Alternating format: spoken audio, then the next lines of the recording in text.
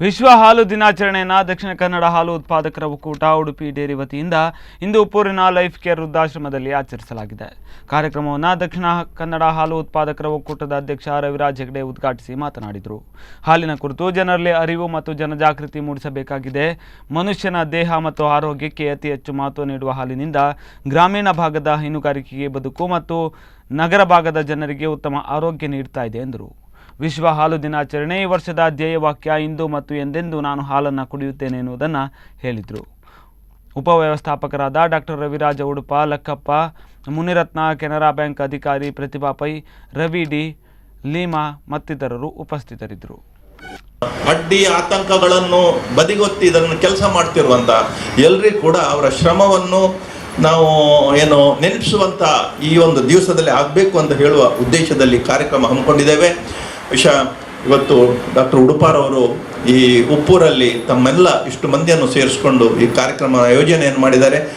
ವಿಶ್ವ ಹಾಲು ದಿನಾಚರಣೆಯ ಘೋಷವಾಕ್ಯ ಇಂದು ಮತ್ತು ಪ್ರತಿದಿನ ಹಾಲು ಕುಡಿಯಿರಿ, drink milk today and every day. ಇದು ಈ ವರ್ಷದ ವಿಶ್ವ ಹಾಲು ದಿನಾಚರಣೆ ಘೋಷವಾಕ್ಯ. ಇದೇ ಸಂದೇಶ ಜನರಿಗೆ ಕೊಡುವಂಥ ಸಂದೇಶ ಅಂದರೆ ಇದೇ ಸಂದೇಶ. ಆಹಾರ ಮತ್ತು ಕೃಷಿ ಸಂಸ್ಥೆ ಎಂದಿದೆ, FAO ಅಂತ ಕರಿತೇವೆ, ಫುಡ್ ಆ್ಯಂಡ್ ಅಗ್ರಿಕಲ್ಚರ್ ಆರ್ಗನೈಸೇಷನ್. ಅವರು ಜೂನ್ 1ನೇ ತಾರೀಕು ವಿಶ್ವ ಹಾಲು ದಿನಾಚರಣೆ ಅಂತ ಮಾಡಿದ್ದಾರೆ. ಇದು ಯಾಕೆ ಮಾಡಿದ್ದಾರೆ ಅಂತ ಹೇಳಿದ್ರೆ, ಹಾಲು ಅನ್ನೋದು ನಮಗೆ ಭಾರಿ ಸಣ್ಣದಾಗಿ ಕಾಣ್ತದೆ. ಬೆಳಿಗ್ಗೆ ಒಂದು ಟೀ ಕುಡಿಲಿಕ್ಕೆ ಹಾಲು ಬೇಕು ಅಂತೇಳಿ.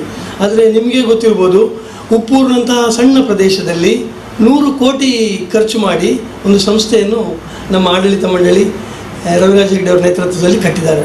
ಅಂದರೆ ಸಣ್ಣ ವಿಷಯವಾದರೂ ಅಷ್ಟು ದೊಡ್ಡ ಪ್ರಾಮುಖ್ಯತೆ ಈ ಊರಿಗೆ ಸಿಕ್ಕಿದೆ. ಹಾಗೆ ದೇಶದಾದ್ಯಂತ ನೋಡಿದರೆ ಸುಮಾರು 1 ಬಿಲಿಯನ್ ಜನ, ಅಂದರೆ 100 ಮಿಲಿಯನ್ ಜನ ಇದಕ್ಕೆ ಅವಲಂಬಿತವಾಗಿದ್ದಾರೆ. ಒಂದು ಹಾಲು ಪೂರೈಸುವಂಥದ್ದು ಅಥವಾ ಹಾಲು ಕುಡಿಯುವಂಥದ್ದು, ಹಾಲಿನ ಗ್ರಾಹಕ ವೃತ್ತಿ ಮಾಡುವಂಥದ್ದು, ಮತ್ತು ಆಹಾರಕ್ಕೂ ನನಗೆ ಏನು ಅಂತ ಗೊತ್ತಿರಲಿಲ್ಲ.